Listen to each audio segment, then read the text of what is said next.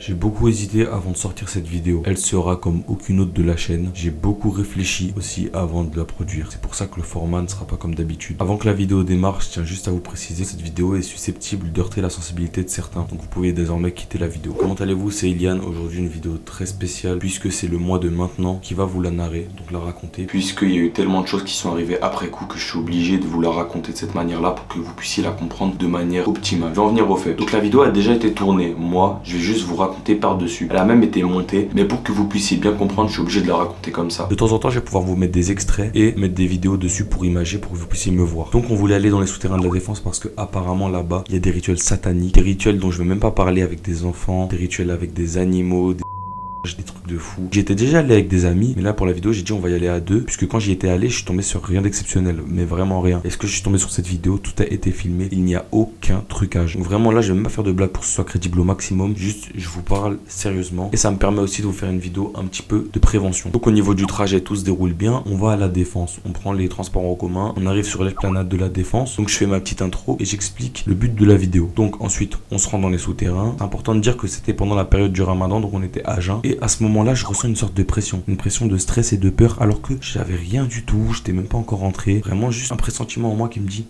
c'est pas une bonne idée en vrai. Rien que d'en parler là, je suis terrifié. Puisque lorsque j'y étais allé avec mes amis, c'était rien passé. Donc j'y étais allé les premières fois, j'avais pas peur du tout. Et là cette fois-ci, c'est la troisième fois, j'ai de l'expérience. Et pourtant j'avais quand même de l'appréhension et de la peur. Donc ça a été filmé, donc je peux vous le mettre à l'instant. Mais malgré tout, on décide quand même de rentrer pour réaliser la vidéo. On arrive dans les issues de secours et tout, ça pue les excréments, je vais vous flouter quelques trucs. Il y a des écritures sur les murs. Mais on décide quand même d'avancer pour approfondir la chose. Donc la configuration dans laquelle on était de Yacine qui est derrière moi qui me filme, moi qui avance avec un flash, elle était vraiment pas optimale puisque H24 il y a 30 portes, donc si quelqu'un venait en face de moi pour me courser, j'aurais clairement dû l'affronter puisque je pouvais pas reculer. Il y avait Yacine plus moi, il aurait eu le temps de me sauter dessus, me chlasser, faire ce qu'il voulait, tu vois. Aussi pour visualiser vraiment les escaliers, c'est vers le haut, vers le bas et c'est tout. Donc on décide quand même d'y aller, on descend et là un tag vraiment de mauvais goût, je sais pas comment le dire autrement, avec écrit rien dessus. Il y a vraiment écrit rien, R-I-E-N, en rouge, façon un peu sang. Ça nous surprend mais on décide quand même de redescendre encore un étage plus bas et à ce moment-là on tombe en face d'une porte. Je décide de l'ouvrir pour la vidéo, il y avait des SDF qui dormaient dedans, donc pour pas les déranger et pour pas avoir de mauvaises surprises de notre côté aussi, on décide de reculer, de rebrousser chemin et de remonter discrètement, rapidement. On ressort, tout se passe bien, on respire un petit peu et vous le savez pas, mais on a coupé la vidéo. On s'est posé un petit peu plus loin, on a repris nos esprits vu que c'était vraiment chargé en émotions, même si apparemment en vidéo, vous pouvez pas trop le voir. Lorsqu'on a coupé la vidéo, on voulait relancer cette dernière, puis la caméra a bugué d'un coup. Là, faut vraiment croire sur parole, mais si vous voulez, en gros, il y avait écrit lecture de la carte SD impossible, quelque chose comme ça. En gros, il y avait un message d'erreur qui voulait qu'on supprime les vidéos pour vraiment nettoyer la carte SD et reprendre des vidéos. Donc concrètement, je fais une manipulation, tac tac, j'enlève la carte SD, je souffle un peu dedans et tout, tac, là elle repart. Sur le moment je me dis bon c'est un bug comme d'habitude, mais je vais y revenir plus tard. Dites-moi aussi si vous aimez la narration comme ça, dans cette ambiance là, etc. Puisque si ça vous plaît, je pourrais encore raconter d'autres histoires comme ça. Donc on refilme et on décide de s'aventurer un cran plus loin. Donc comme vous pouvez l'entendre aussi dans les vidéos, Yacine respirait très fort, donc il n'y avait pas que moi qui était stressé.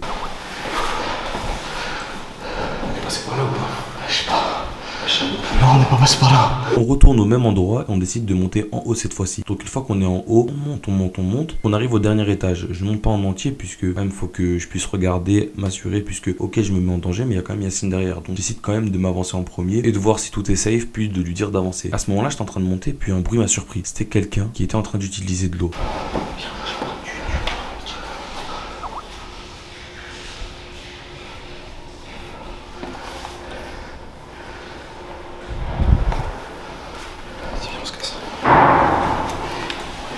Potentiellement se doucher, se laver, je ne sais pas. De l'eau dans des souterrains. Il n'y a pas de tuyau, hein, je vous le dis directement, il n'y a pas de tuyau. Donc c'était bizarre. Donc ce que je me dis, c'est ces mecs-là, ils sont là toute l'année. Il y a beaucoup de mecs comme moi qui viennent faire des vidéos, s'aventurer, les plus curieux. Ils doivent être saoulés. Ils vont voir deux mecs, ils vont se dire non, là c'est pas un groupe de 15. Je vais les attraper, je vais les fracasser, puis je vais partir puisque ça me saoule toute l'année en a. Donc je me dis, je vais pas m'approcher de lui. Puis on entend un clac, comme un claquement de porte ou quoi.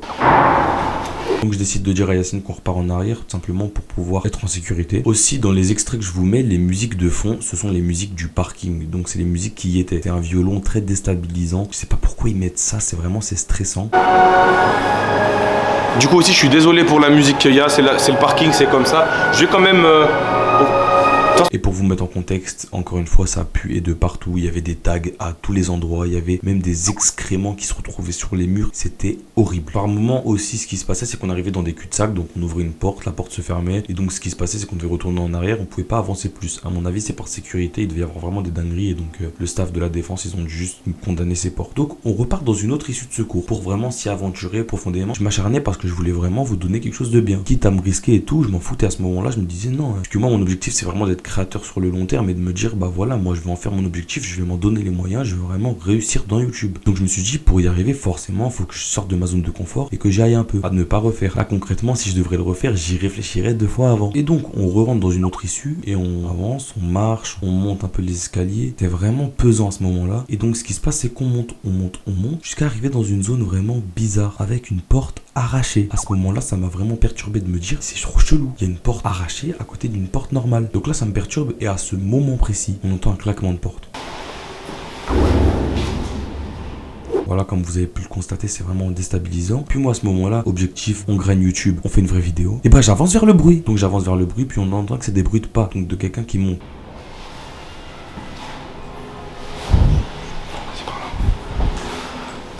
Je me dis, je vais confronter cette personne, quitte à ce que ce soit quelqu'un de bizarre, et je vais lui parler. J'ai eu de la chance, entre guillemets, c'était un jeune, ou en tout cas en apparence. Vraiment, l'échange là qui va suivre, il va être très bizarre. Ouais, t'as dit quoi?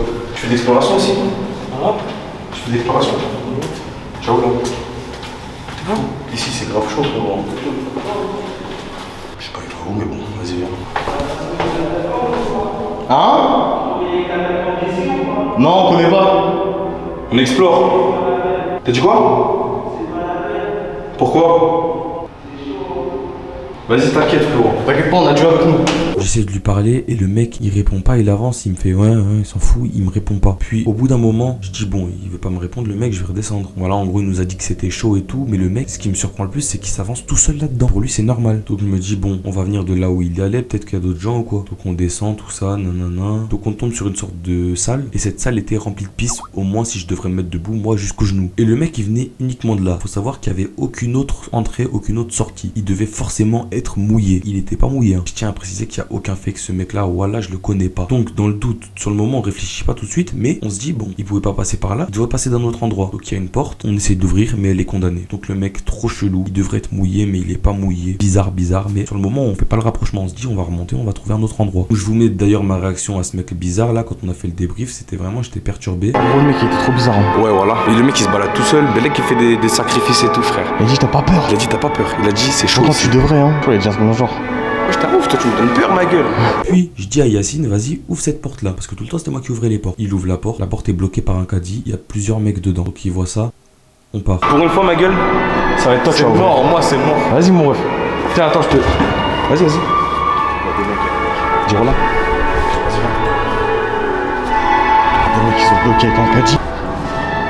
Donc ce qui se passe, c'est qu'au lieu de partir par la seule issue, on décide de s'aventurer sans réfléchir, puisqu'on était un peu surpris, dans la défense. Donc en gros, on avance dans un endroit sans issue, ou enfin en apparence. Et là, moi, je capte ça. J'ai Yacine, faut qu'on retourne en arrière. Je retourne 2 secondes en arrière, puis je vois le mec qui sort, il me fixe pendant 30 secondes. Et au roi, là, c'est vrai. Il y a vraiment 0 prank, 0 van. En plus, on est en ramadan, j'ai pas le droit de mentir. Vraiment, le mec, il me fixe pendant 30 secondes. C'est pas bon, faut qu'on passe par là.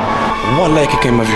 Il m'a fixé frère, je lui fais arracher comme ça. Je lui fais des signes de la main, désolé et tout, on voulait pas déranger. Il re-rentre dans sa cabane ou quoi, je sais pas s'il est allé alerter d'autres gens ou quoi. Mais en tout cas, il m'embête plus à ce moment-là. Donc je dis ça à Yacine, on s'aventure. Et là, je vous mets l'extrait clé de cette vidéo. Donc je tiens à le répéter qu'il y a 0 trucage. Je n'ai jamais vu ça de ma vie. Je suis terrifié alors que ça fait plusieurs semaines qu'on l'a vécu. Regardez ma voix, ouais, je vous promets, j'utilise 0 jeu d'acteur, je sais pas jouer, je sais pas mentir. Et vraiment, c'est... ouais, carrément, je le coupe au montage, mais... Je reprends mes esprits là pour parler. Attendez un peu. Je promets qu'il y a 0 blague. Voilà, il y a 0 blague. Je vous promets, je lui vois ce qu'il me prend là. Attends. Donc je sais vraiment pas comment l'expliquer, donc je vais vous mettre l'extrait, puis ensuite je vais vous raconter. Vas-y, y'a rien ici ma gueule, parce que ça se plairait. Je te dis y'a rien, c'est... Tu vois ? Donc cet extrait là c'est juste après. Qu'est-ce qui se passe? En apparence vous avez rien vu de bizarre. Donc déjà Yacine c'est quelqu'un pour commencer qui va pas courir pour rien. Lors de l'urbex on a vu plusieurs SDF, plusieurs personnes, on a même confronté. Il a couru à aucun moment, lui son objectif c'était filmer. Il était à fond avec moi, il voulait vraiment donner des bonnes images, donc il était vraiment concentré sur le retour et vraiment il restait et filmait. Et donc moi depuis le début de l'urbex, moi je suis chaud, je rentre dans toutes les portes et tout, mais à ce moment là je dis non c'est trop, faut pas que je rentre dans cette porte. Et Yacine je sais pas pourquoi il m'écoutait plus à ce moment là. Et donc moi on peut m'entendre dans l'extrait lui dire arrête, ça sert à rien, il y a rien, tout ça pour le dissuader de rentrer. Vas-y,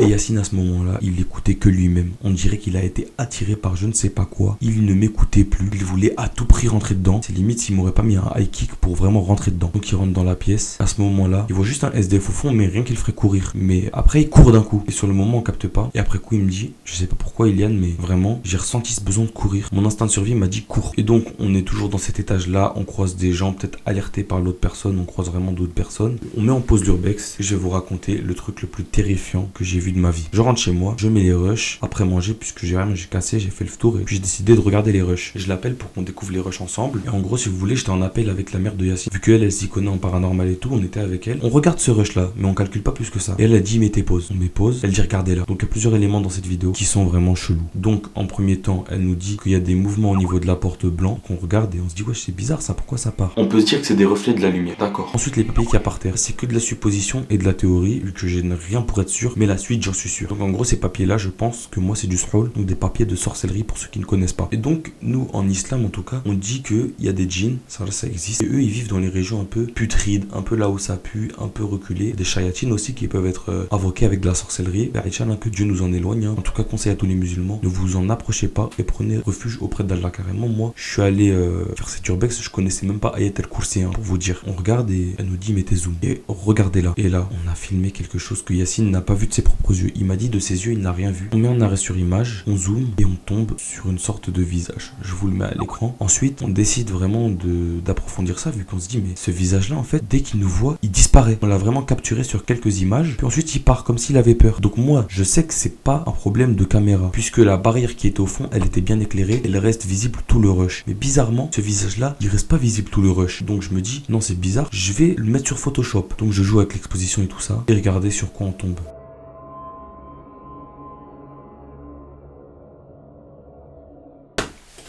Voilà la hadim, je suis musulman, voilà que c'est pas un trucage. Vraiment pour ceux qui sont pas musulmans ils peuvent dire que c'est un trucage et tout, mais même venez en privé sur Instagram, je vous envoie le rush, vous faites les montages vous-même et vous allez voir qu'il y a aucun trucage. Regardez, je rebégaye en reparlant et subhanallah je suis tombé sur ça. Et là, pour moi, c'est pas des interprétations de mon cerveau quoi, c'est clair, c'est quelque chose d'un autre monde, c'est un démon, je ne sais pas c'est quoi, et c'est un djinn, mais en tout cas je l'ai bien filmé. Et en fait tout le temps ça arrive aux autres, et quand c'est aux autres, même ça aurait été Yacine qui m'aurait montré ça, je l'aurais pas cru. Et là comme c'est moi, je me dis mais moi j'ai du mal à y croire. Le soir même quand j'ai vu ça j'ai pas dormi. Et du coup je pense que c'est ces choses là qui ont bloqué la carte SD tout à l'heure, qui ont attiré Yacine dans la salle, qui m'ont donné ce pressentiment. Je sais pas qu'est-ce qui s'est passé mais j'avais un pressentiment. Ce truc là à mon avis quand il a vu qu'on jeûnait et qu'on avait peut-être une protection et tout de Dieu ou je sais pas, il a fui. Donc sur le moment on n'a pas calculé, mais c'est seulement après que je suis rentré chez moi que j'étais terrifié par ce truc là en fait. Donc tous ces éléments là combinés ça fait que pour moi le rituel il est validé. Et le SDF au milieu de tout ça il dormait là-dedans. Donc soit c'est quelqu'un qui l'a invoqué, soit c'est... Bref, en gros je n'y retournerai pas, ça fait vraiment peur. Et je l'ai capturé de ma caméra quoi. On se pose 2 secondes, on se dit mais ce truc là ça existe, c'est moi qui l'a capturé, c'est pas un humain, vous avez vu les yeux,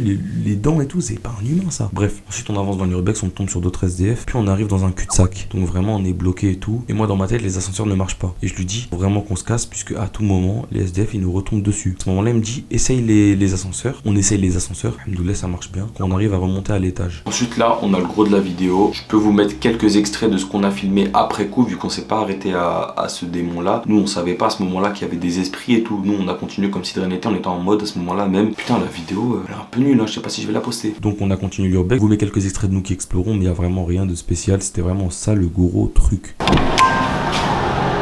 C'est vraiment dégueulasse les gars. Ah c'est pas comme tout à l'heure. Ça pue trop, je peux pas rentrer.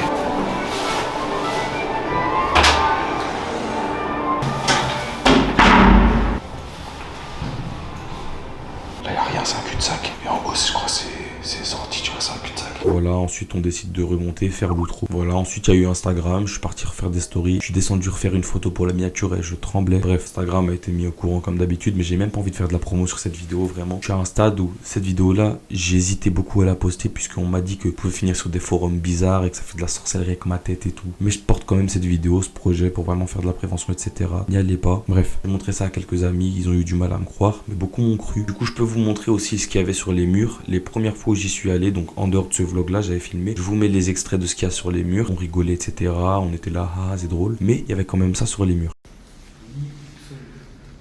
Qu'est-ce que c'est quoi ça? Demain, ils ont fait une œuvre en 3D. C'est quoi ça? Donc c'était vraiment pour ça que j'ai fait la vidéo, c'était vraiment pour vous montrer aussi à quel point ça peut être dangereux. Donc c'est tout pour moi, je vous ai montré ce que j'avais à vous montrer. On a filmé un démon concrètement. Oui c'est ça. N'hésitez pas pour ceux qui ont des questions encore à me poser sur cette urbex et tout, mes DM Instagram sont ouverts, je vous répondrai avec plaisir. Ceux qui ne veulent pas croire, je vous comprends, mais ceux qui sont encore sceptiques, n'hésitez pas, je vous fournirai encore plein d'informations en privé sur Instagram si vous voulez vraiment en avoir le cœur net. Bref, c'était Ilian, tous mes réseaux sociaux sont en description, n'hésitez pas à passer dessus, ça me ferait extrêmement plaisir. On se retrouve la semaine prochaine pour une autre vidéo. 2022 c'est pour nous, on va tout manger. Pour Ramadan, c'est qu'ils font. Et passez une bonne soirée.